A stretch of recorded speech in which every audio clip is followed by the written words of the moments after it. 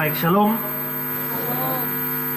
Saudara-saudara sekalian, tema yang diberikan pada saya adalah Because I Love You.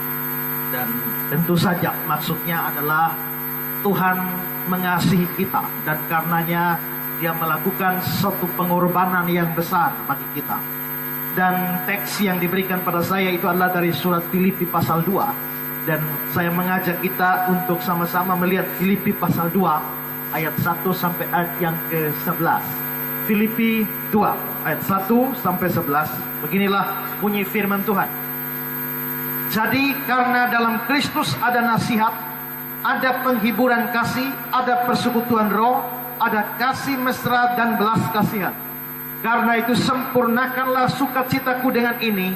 Hendaklah kamu sehati sepikir dalam satu kasih, satu jiwa, satu tujuan, dengan tidak mencari kepentingan sendiri dan puji-pujian yang sia-sia.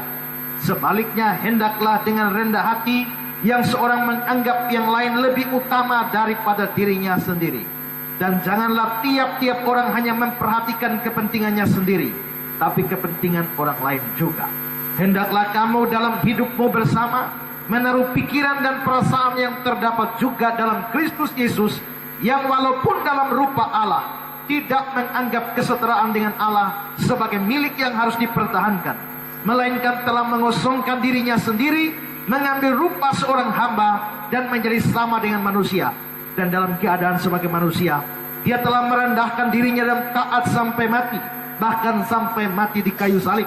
Itulah sebabnya Allah sangat meninggikan Dia dan mengaruniakan kepadanya nama di atas segala nama, supaya dalam nama Yesus bertekuk lutut segala yang ada di langit, yang ada di atas bumi, dan yang ada di bawah bumi, dan segala lidah mengaku Yesus Kristus adalah Tuhan, bagi kemuliaan Allah Bapa.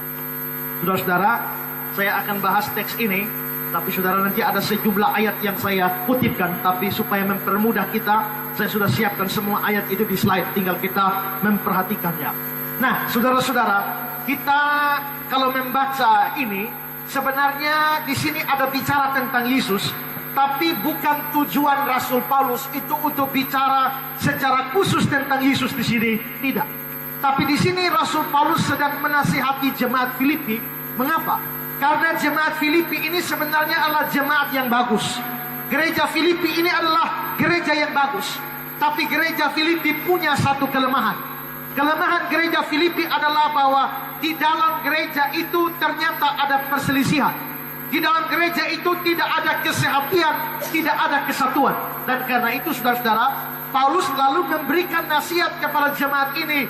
Makanya di ayat yang pertama sampai ayat yang ketiga, 4 itu kita lihat bahwa hendaklah kamu bersama menaruh pikiran dan perasaan, jangan mencari kepentingan diri sendiri, tapi kepentingan orang lain juga. Jadi ada nasihat seperti itu. Tapi saudara, memasuki ayat yang kelima, lalu saudara-saudara, Paulus mengambil contoh tentang Kristus sebagai teladan dari kerendahan hati. Karena itu di ayat yang kelima dia bilang, hendaklah kamu menaruh pikiran dan perasaan yang terdapat juga dalam Kristus. Artinya apa? Maksudnya adalah biarlah pikiran Kristus menjadi pikiran kamu, biarlah perasaan Kristus menjadi perasaan kamu. Lalu Paulus lalu membicarakan tentang Kristus secara khusus di sana. Dan karena itu saudara-saudara, saya mau mengabaikan konteks tentang kesatuan di dalam jemaat Filipi, tapi saya hanya mengkonsentrasikan pada peristiwa Kristus di mana yang disinggung oleh Paulus. Dan karena itu saudara-saudara, saya akan membahas teks ini di dalam beberapa poin. Dan poin yang pertama yang akan saya bahas adalah Yesus adalah Allah. Nah, Paulus jelaskan bahwa Yesus itu adalah Allah. Itu terlihat dari ayat 5 dan ayat yang ke-6. Terus slide-nya. Perhatikan kata-kata ini. Kristus Yesus yang walaupun dalam rupa Allah. Kristus Yesus yang walaupun dalam rupa Allah. Di sini di dalam Alkitab kita bahasa Indonesia dia bilang dalam rupa Allah, tetapi di dalam Alkitab bahasa Inggris yaitu King James, dia mengatakan demikian. Being in the form of God. Christ Jesus who being in the form of God. Kristus Yesus being in the form of God. Nah saudara-saudara, Alkitab kita yang asli itu berbahasa Yunani. Kata bing itu memakai kata bahasa Yunani huparkon. Nah, apa itu huparkon?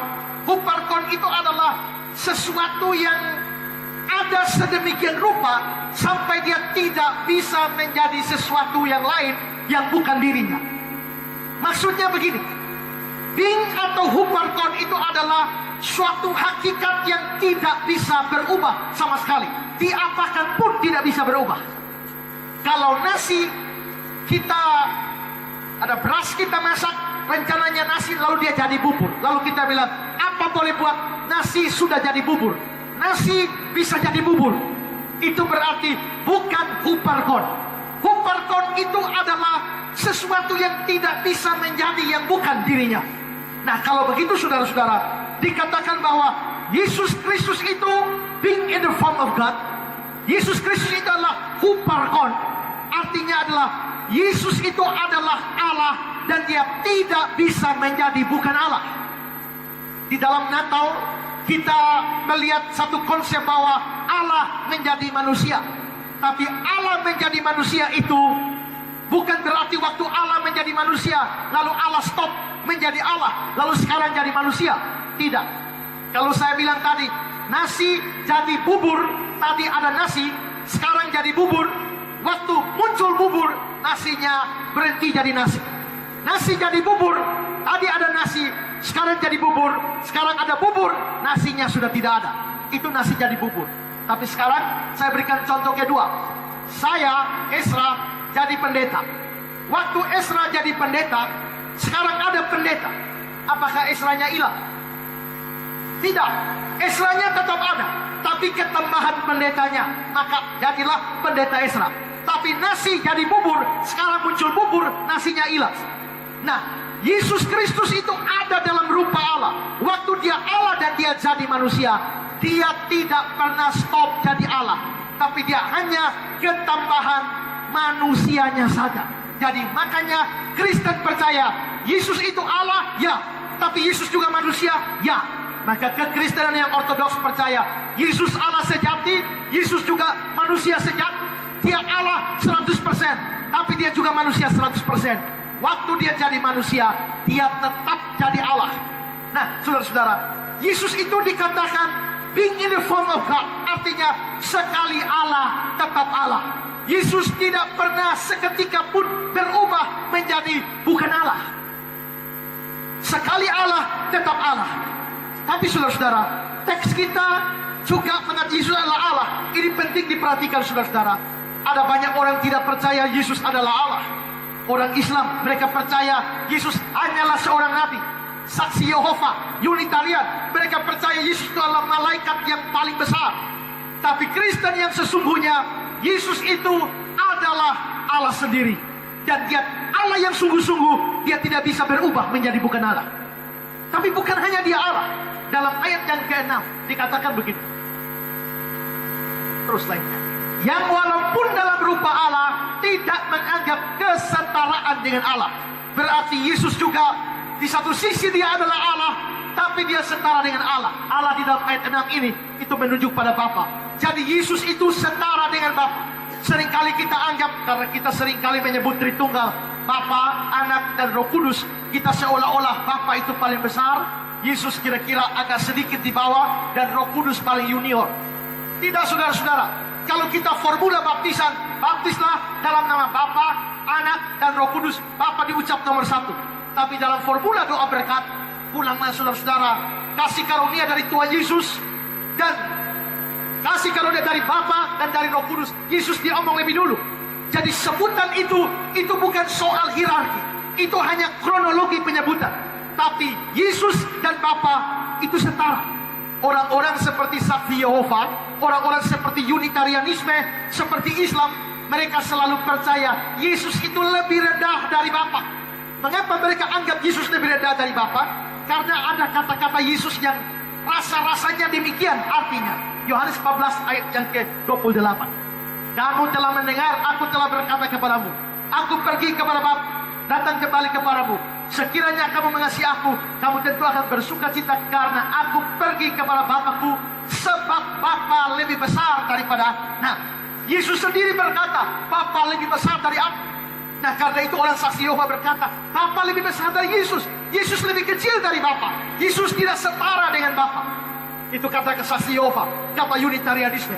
Tapi saudara-saudara, mereka sama sekali tidak mengerti kitab suci dengan baik. Pada waktu Alkitab berkata Yesus lebih rendah dari Bapa, itu lebih rendah apanya? Yesus memang lebih rendah dari Bapa, lebih rendah fungsinya atau jabatannya. Karena pada waktu inkarnasi, Yesus itu menjadi utusan dari Allah Bapa. Kalau Yesus menjadi utusan dari Allah Bapa, berarti Bapa menjadi pengutus. Antara yang mengutus dan yang diutus, tentu lebih besar yang mengutus. Yang diutus lebih kecil, tapi itu soal jabatan. Tapi kalau bicara soal hakikat, maka Yesus itu setara dengan Bapa. Sekarang saudara, saya kasih ilustrasi begini. Saya dan Jokowi tinggi mana? Saya tidak omong tinggi badan ya. Saya dan Jokowi tinggi mana? Oh, tinggi dia. Kenapa? Dia presiden. Saya cuma rakyat biasa. Dia presiden, saya rakyat biasa. Berarti Jokowi lebih tinggi dari saya. Saya lebih rendah dari Jokowi. Tapi dalam urusan apa? Dalam urusan kedudukan, dia memang lebih tinggi, saya lebih rendah. Tapi dalam soal hakikat, Jokowi itu siapa? Manusia. Saya siapa? Saya manusia. Jokowi manusia, saya manusia. Kemanusiaan Jokowi tidak lebih besar dari kemanusiaan Ezra. Kemanusiaan Ezra tidak lebih rendah dari kemanusiaan Jokowi. Kalau begitu, dalam hal hakikat sebagai manusia, Ezra dan Jokowi itu setara. Tapi dari soal kedudukan, karena dia presiden, saya rakyat, maka dia lebih besar dari saya. Nah, waktu Alkitab berkata, Bapa lebih besar daripadaku, itu bicara soal kedudukan, karena Yesus diutus menjadi seorang utusan. Tapi waktu di Filipi pasal 2, dia setara dengan Allah, itu bicara hakikatnya. Maka di sini kita harus bedakan masalah hakikat. Yesus itu adalah Allah sungguh-sungguh. Saudara-saudara, saksi Yehova pernah tanya, apakah di mana Alkitab mengatakan Yesus itu adalah Allah? Yesus bukan Allah, Yesus cuma anak Allah, kata saksi Yehova. Saya pernah debat dengan orang Islam, Insan Moko Ginta, di Universitas Muhammadiyah Sidoarjo. Lalu dia bilang begini, Yesus itu anak Allah, bukan Allah. Coba saya bertanya kepada hadirin semua, apakah anak presiden Allah presiden? Mereka semua jawab, bukan. Apakah anak gubernur Allah gubernur? Bukan. Apakah anak wali kota? Bukan. Nah, karena itu Yesus itu anak Allah, bukan Allah. Giliran saya bicara, saya bilang begini, orang ini ngawur sekali. Mengapa? Karena dia pakai contoh gubernur, wali kota, presiden. Tidak bisa. Karena gubernur, wali kota, presiden itu jabatan. Tapi bicara kealahan itu bicara hakikat. Kalau jabatan, memang Bapak tidak sama dengan anak. Tapi kalau bicara hakikat, Bapak mesti sehakikat dengan anak. Sekarang saya tanya kalian semua ada di sini. Anaknya kucing atau bukan? Kucing. Anaknya ular atau bukan? Ular. Anak macan atau bukan? Macan. Anak manusia atau bukan? Saudara, ini manusia atau anak manusia? Manusia, ya. Anak manusia, ya juga, karena bapak mama saudara manusia. Berarti saudara adalah manusia sekaligus anak manusia. Demikian juga Yesus Kristus, dia anak Allah, dia juga adalah Allah. Karena itu saudara-saudara, kita mesti percaya sungguh-sungguh Yesus Kristus itu adalah Allah. Dan kalau bicara hakikat, dia adalah Allah yang setara dengan Sang Bapa. Karena itu di dalam teks kita, Paulus menyebut Yesus sebagai Allah yang ada dalam rupa Allah dan setara dengan Allah. Ini hal pertama yang Paulus bicarakan. Sekarang hal kedua yang dibicarakan Paulus adalah Yesus menjadi manusia, bahkan hamba.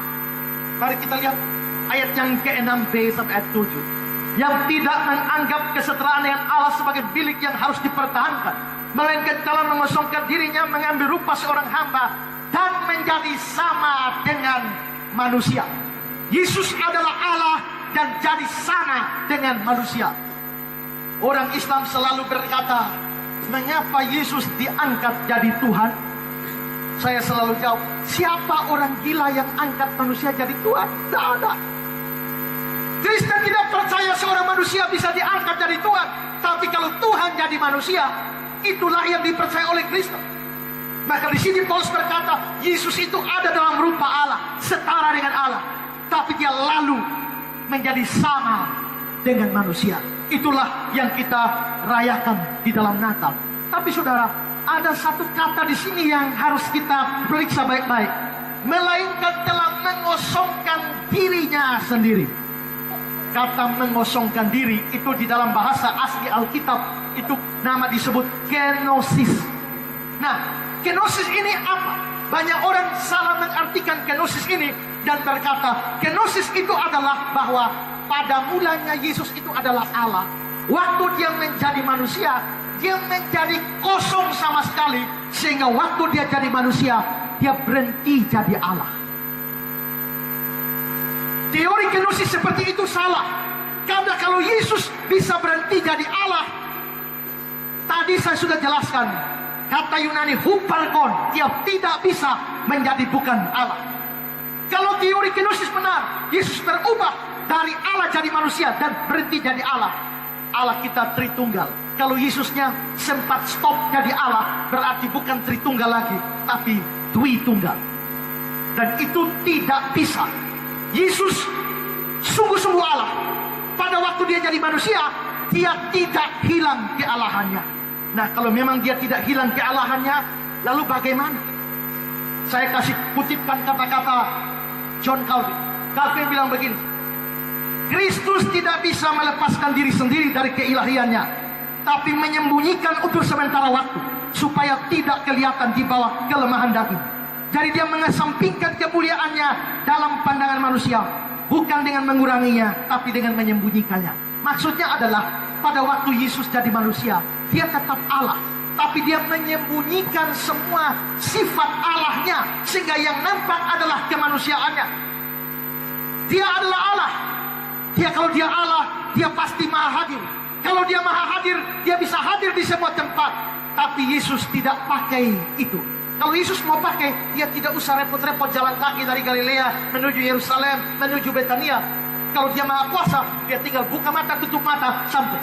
Tapi tidak, dia harus jalan kaki sampai. Artinya dia Allah yang maha hadir, tapi dia rela tidak pakai kemahahadirannya, dan dia rela jalan kaki.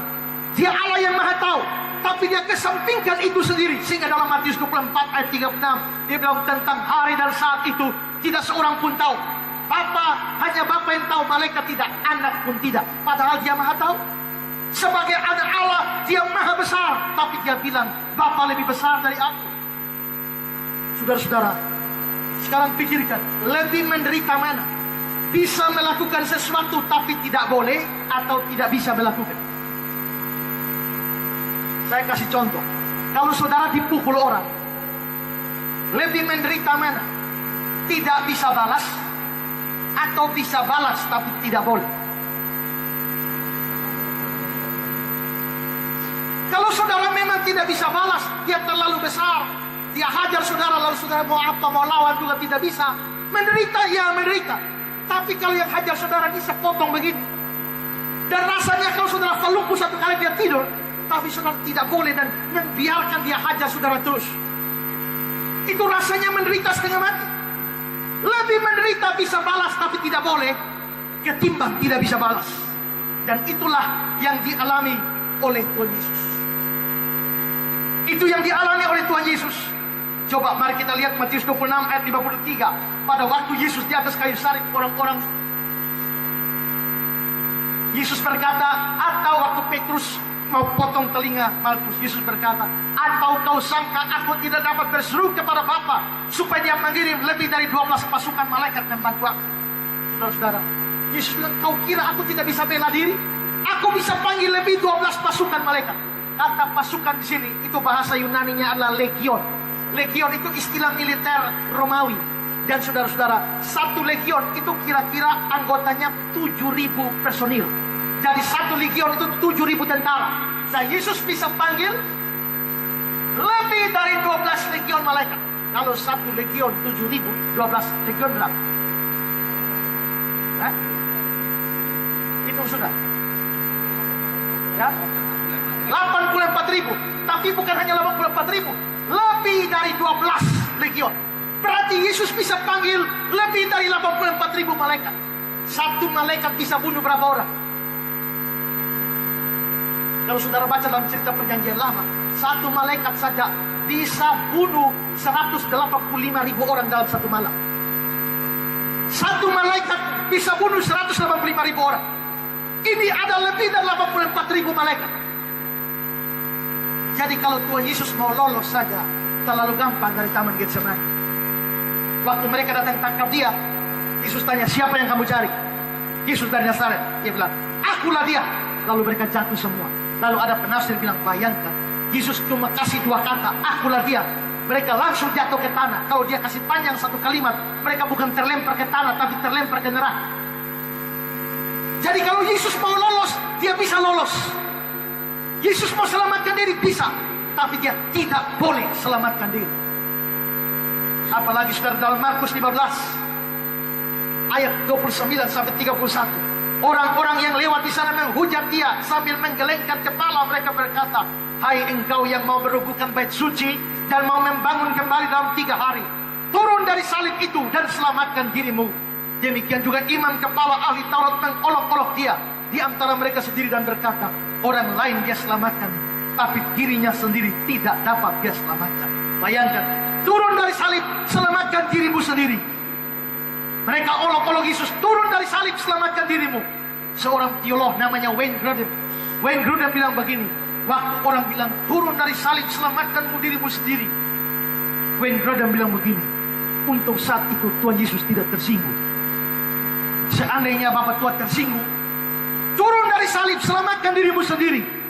Seandainya dia tersinggung dan dia turun, apa yang terjadi? Wayne Grudem berkata, kalau hari itu Tuhan Yesus tersinggung dan dia turun dari salib, hari ini kau dan aku yang akan naik ganti di atas kayu salib. Yesus bisa lawan, tapi dia tidak boleh melawan.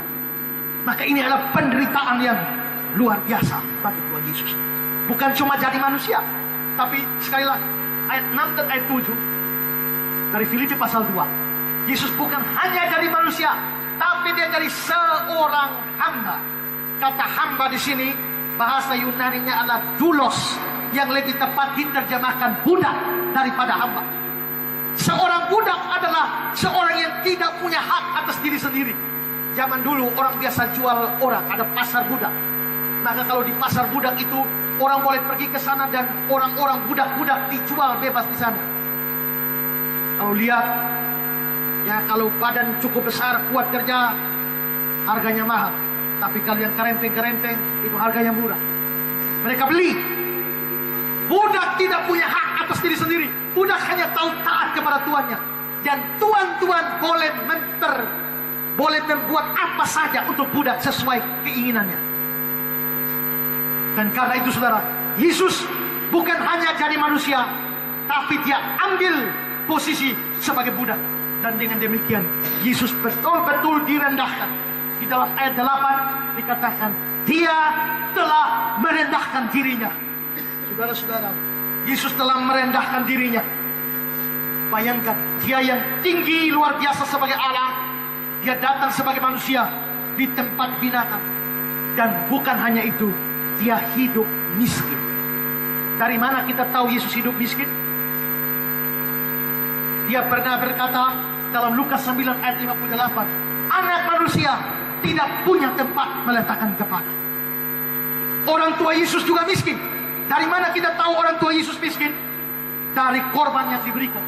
Di dalam Lukas 2 ayat 21 sampai 24, waktu Yesus lahir, orang tuanya berikan korban. Korban apa? Coba kita lihat slide selanjutnya. Dikatakan, mereka mempersembahkan sepasang burung tekukur dan 2 ekor anak burung merpati. Untuk Tuhan Yesus, orang tuanya kasih korban sepasang burung tekukur dan 2 ekor merpati. Kenapa tidak kasih domba, tapi burung tekukur? Ada aturan dalam Taurat. Kita lihat Imamat 12. Kalau Imamat 12, bila sudah genap hari pentahiran untuk anak laki-laki atau anak perempuan, harus dibawa seekor domba. Jadi korbannya mesti domba. Setahun sebagai korban bakaran, dan seekor anak burung merpati atau burung tekukur. Terus, tapi jikalau dia tidak mampu menyediakan seekor kambing atau domba, terlalu miskin sampai tidak bisa berikan kambing domba, maka haruslah dia mengambil 2 ekor burung terkukur atau 2 ekor anak burung merpati. Tadi Yusuf dan Maria kasih apa? Kasih yang ini bukan? Mengapa mereka kasih ini bukan kambing domba? Karena tidak mampu menyediakan. Berarti Yusuf dan Maria begitu miskin sampai tidak bisa kasih korban kambing dan domba untuk Yesus. Dan mereka kasih burung merpati. Ini menunjukkan mereka orang miskin. Kalau orang tua Yesus miskin, Yesus pasti hidup dalam kemiskinan. Karena itu saudara-saudara, Yesus ini sebagai Allah, dia punya segala sesuatu. Allah itu punya segala sesuatu. Dalam 1 Tawarik 29 ayat 11 dikatakan, Tuhan punya mulah kebesaran, kejayaan, kehormatan, kemasyuran, keagungan. Ya, segala-galanya yang ada di langit, di bumi. Punya mulah kerajaan. Engkau yang tertinggi melebihi segala-galanya. Dia punya segala sesuatu. Tapi begitu dia datang ke dalam dunia, dia hidup miskin luar biasa. Saya mau kasih, ada beberapa kutipan, tapi saya lewatkan saja, tidak usah ini. Saya hanya mau kasih satu cerita. Saudara-saudara, waktu saya kuliah di sekolah teologi, kami punya pekerjaan tugas. Ada yang bangun pagi, pel lantai, ada yang cuci kamar mandi, ada yang siram bunga, bersihkan taman. Lalu satu hari, saudara, di sekolah teologi kami itu masuk satu anak orang kaya. Di rumah dia tidak pernah kerja. Semua diurus oleh pembantu. Waktu dia masuk sekolah teologi, dia mesti dapat tugas pel lantai. Kalau kita pel lantai ini, kita pegang pel, kita gosok, habis kita mundur. Kita gosok, habis kita mundur. Hari itu dia gosok, dia maju. Habis gosok, dia injak kembali lagi. Habis gosok, dia injak kembali lagi. Tapi saudara, bagi saya, pel lantai itu hal yang biasa. Itu makanan hari-hari. Tapi bagi dia itu penderitaan luar biasa. Sambil dia pel maju, air mata jatuh. Dia bilang, aduh, di rumah tidak pernah pel, tapi di sini, aduh, kok pel lantai saja menderita? Kenapa? Karena dia tidak biasa seperti itu. Kalau saudara dari dulu sampai sekarang miskin, miskin bukan masalah. Tapi orang pernah jadi kaya, tahu-tahu jadi miskin. Banyak orang tidak siap. Waktu kerusuhan tahun 98 di Jakarta, ada orang Cina kaya luar biasa. Semua hartanya ada di situ. Orang datang rampok. Karena orang rampok, dia tidak bisa bilang apa-apa. Dia hanya lampok. Dan saudara-saudara, semua acara kerusuhan sudah selesai. Tapi lewat itu 1-2 tahun, dia menjadi gila. Dan setiap hari hanya duduk di muka tokonya. Dan ada orang lewat, dia hanya lampok. Kenapa? Dia tidak bisa terima, siap jadi miskin. Ada toko di Kampung Solo, punya satu orang, tokonya terbakar. Orangnya bisa selamatkan diri, tapi dia tidak bisa rela. Bagaimana hidup miskin tidak punya apa-apa, lebih baik mati saja.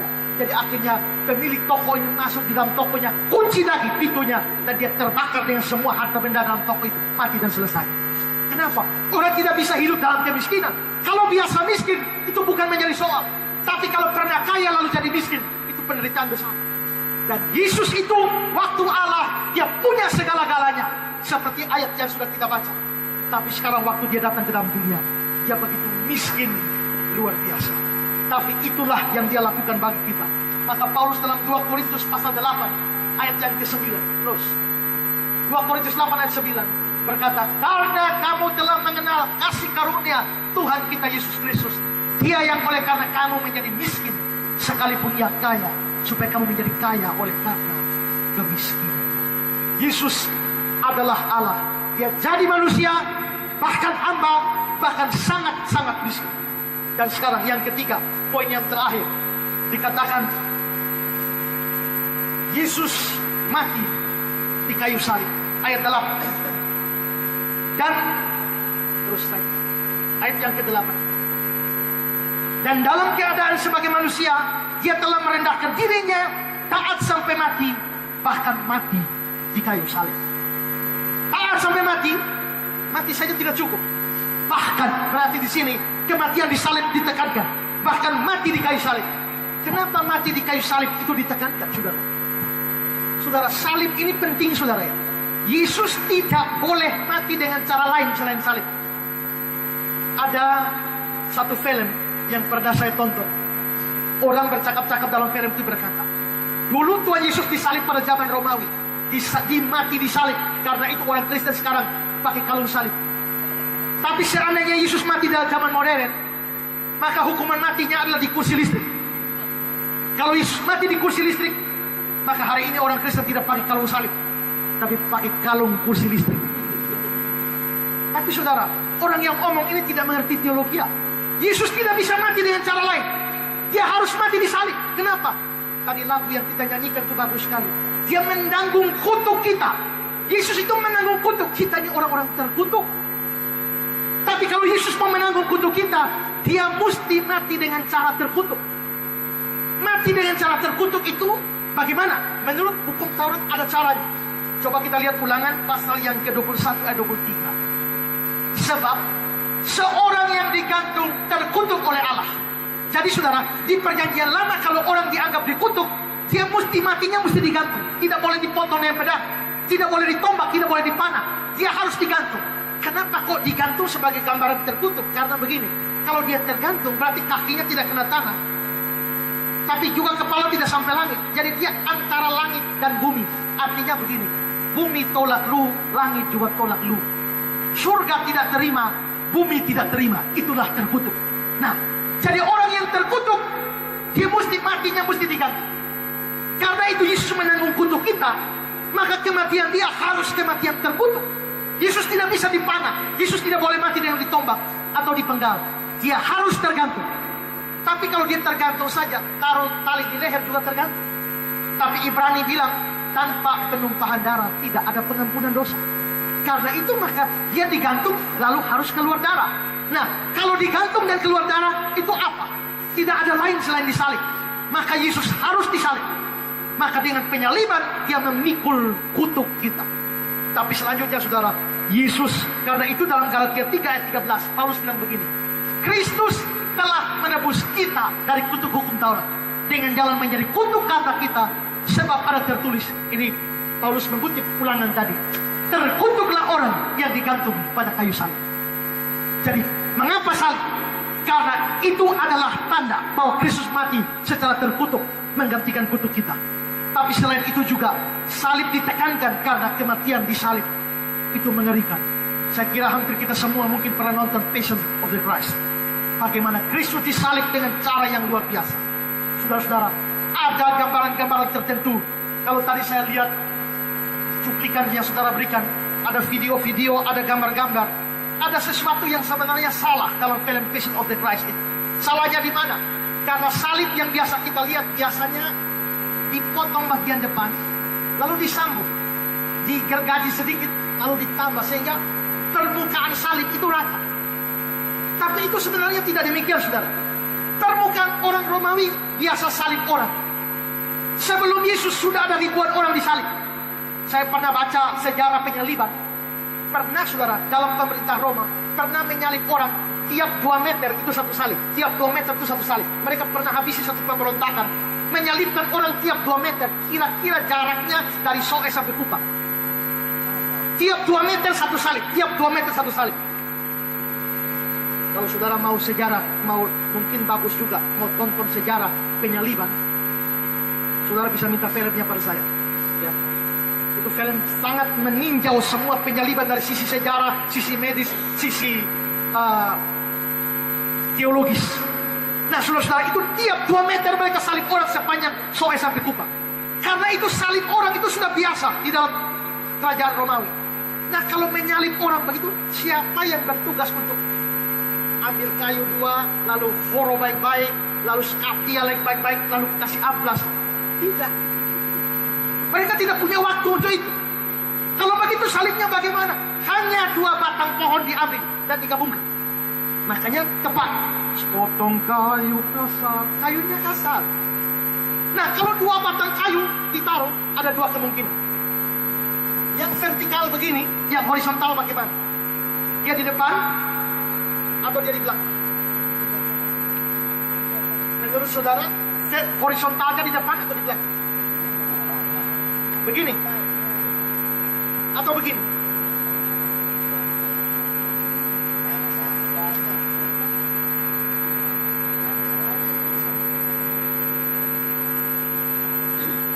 Saudara, dari peninggalan arkeologi salib seperti ini. Yang horizontal di belakang, yang vertikal di depan. Nah, kalau tubuh Yesus di sini, lalu yang horizontalnya ini di belakang, maka salib tidak bisa rata, tangan tidak bisa rata. Kalau salib yang kita lihat sekarang karena diratakan depannya, maka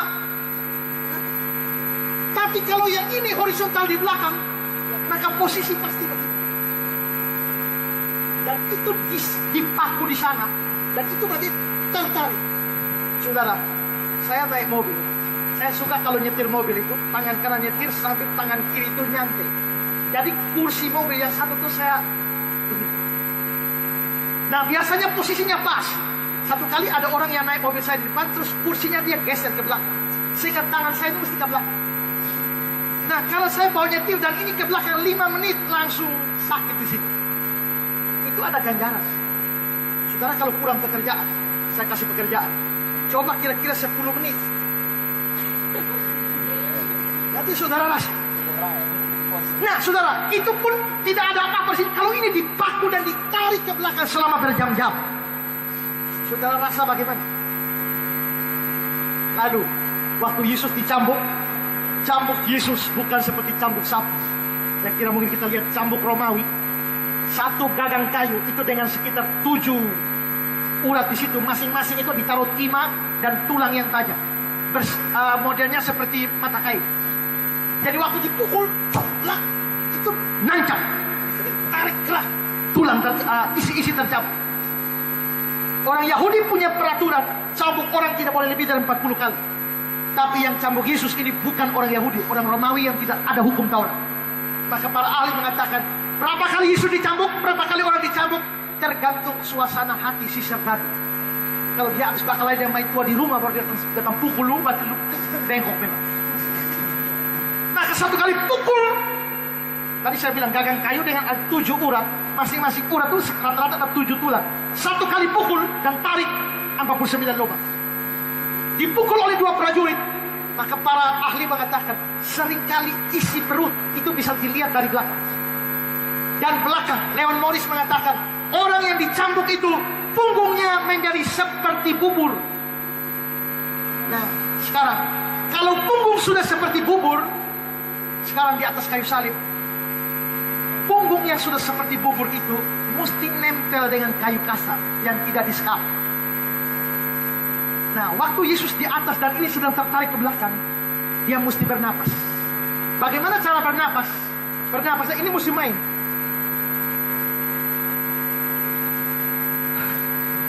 Ini mesti turun. Maka yang utama itu di tulang kaki. Sepanjang tulang kaki masih aman, dia masih bernapas. Itulah sebabnya ketika mereka datang cek 2 penjahat itu masih hidup, ambil hammer, sikat tulangnya, tulang kaki. Begitu hantam tulang kaki patah. Begitu tulang kaki patah, ini tidak bisa main lagi ambil nafas. Dalam berapa menit mati. Nah, jadi saudara, yang menentukan itu nafas ini mesti tulang kaki bermain. Maka ini mesti naik turun. Saudara bayangkan, waktu naik turun, punggung sudah seperti bubur, bersentuhan dengan kayu kasar. Sak. Kalau saudara mau rasa sedikit, kalau ada luka, ya luka sedikit, diambil itu batang kom, bawa ambil sepotong lo horo-horo begitu coba, ya, di luka begitu. Lu gila memang. Nah, tapi saudara bayangkan, punggung Yesus seperti bubur, dan dia mesti ambil nafas. Kalau tidak, kalau ambil nafas berarti dia mesti turun naik, dan itu berarti punggung yang telah bubur itu mulai bergesek dengan kayu kasar, dan itu berlangsung berjam-jam. Dan saudara bayangkan, penderitaan salib begitu hebat, luar biasa. Tapi anehnya Yesus tidak mengeluh, bukan? Yesus tidak berteriak, tapi ada satu yang dia teriak, Eli, Eli lama sabachthani. Kenapa dia berteriak? Karena dia berpisah dengan Bapa. Waktu sebelum itu Bapa melihat Yesus sebagai anak yang dikasihi.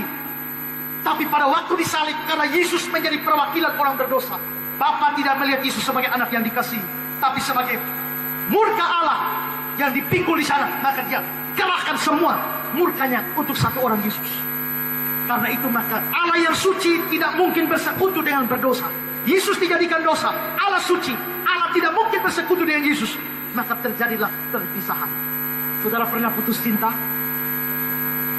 Saudara mungkin bilang, iya sakitnya tuh di sini.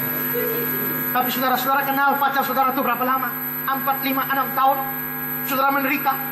Tapi Bapa dan Yesus itu sudah dari kekal selama-lamanya mengasihi dengan kasih yang sempurna.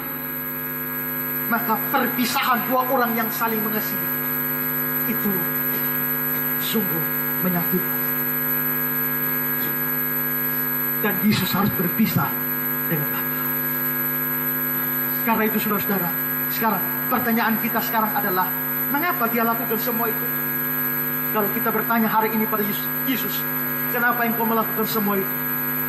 Dia akan menjawab, because I love you. Karena aku mengasihi. Saudara-saudara, apa respon kita sesungguhnya? Mengapa dia lakukan semua itu? Karena dia mengasihi kita. Mengapa? Karena tanpa itu semua tidak ada jalan keselamatan lain. Manusia tidak bisa selamat dengan berbuat baik. Semua agama mengajarkan kalau orang berbuat baik dia akan selamat. Tapi satu-satunya agama yang membuang semua perbuatan baik dari urusan keselamatan itu adalah Kristen. Kristen memang ajar orang berbuat baik, tapi berbuat baik bukan untuk selamat. Kalau untuk selamat tidak pakai perbuatan baik sama sekali.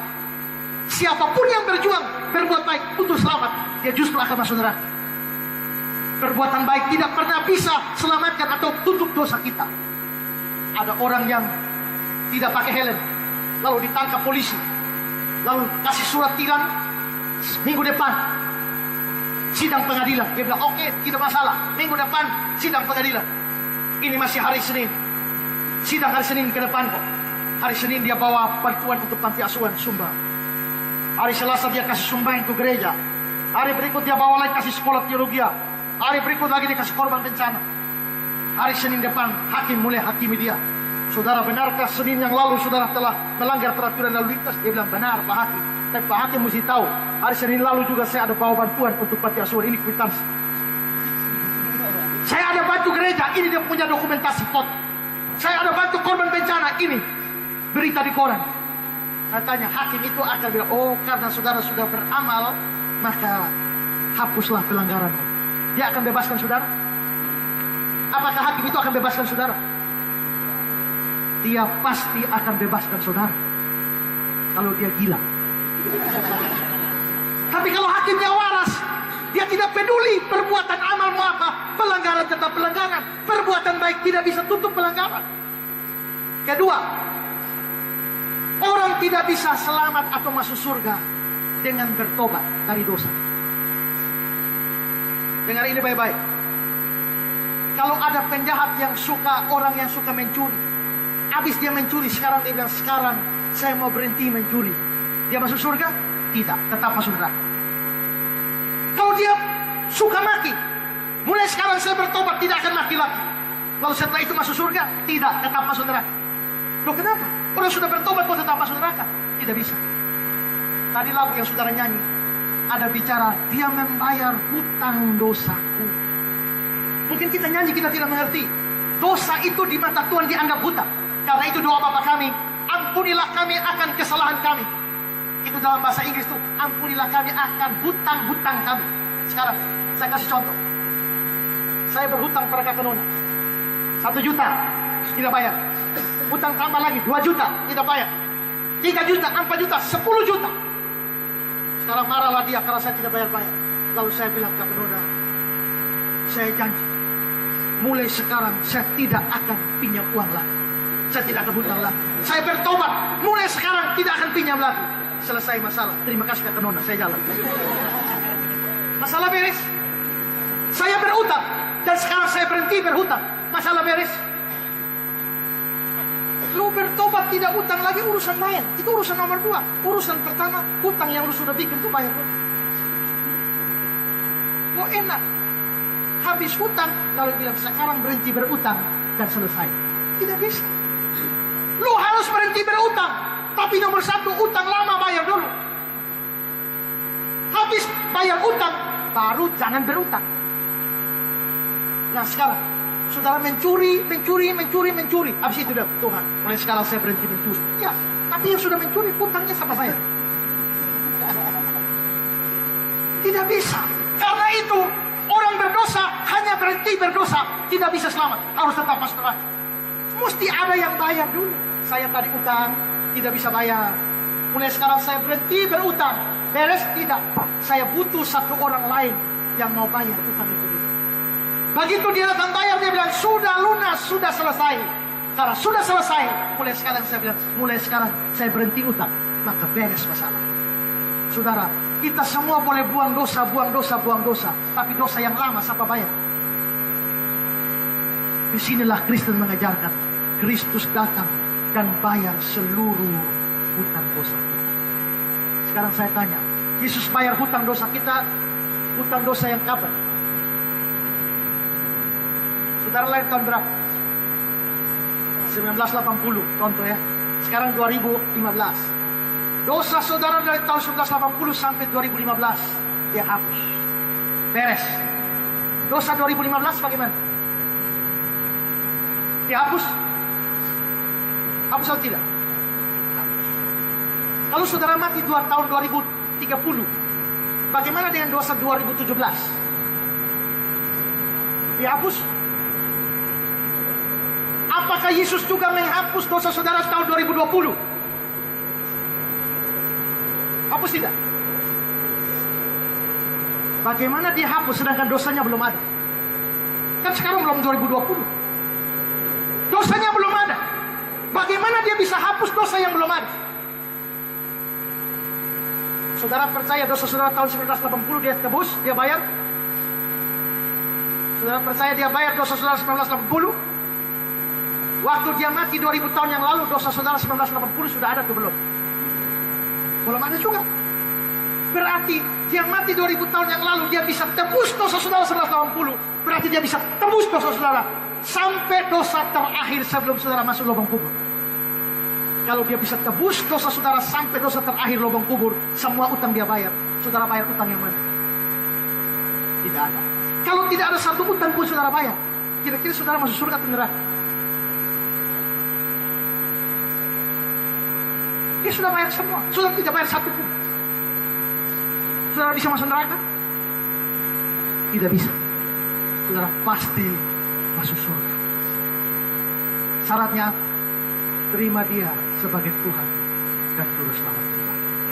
Waktu kita terima dia sebagai Tuhan dan Juru Selamat pribadi, dia membayar seluruh hutang dosa kita, dosa masa lalu, dosa sekarang, dosa akan datang, seluruh dosa kita, sampai kita tidak tanggung satu pun.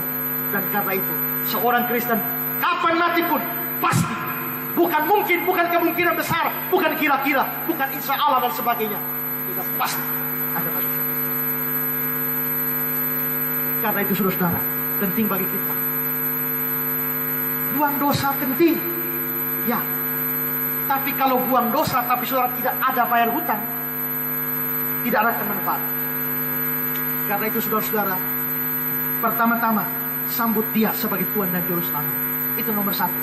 Nomor dua, berjuanglah dan berusahalah untuk buang setiap dosa-dosa yang ada di dalam hati kita. Mengapa Kristus lakukan semua itu bagi kita? Karena dia mengasihi. Kalau kita bertanya, Yesus kenapa kau lakukan ini bagiku? Because I love you. Kita katakan Yesus.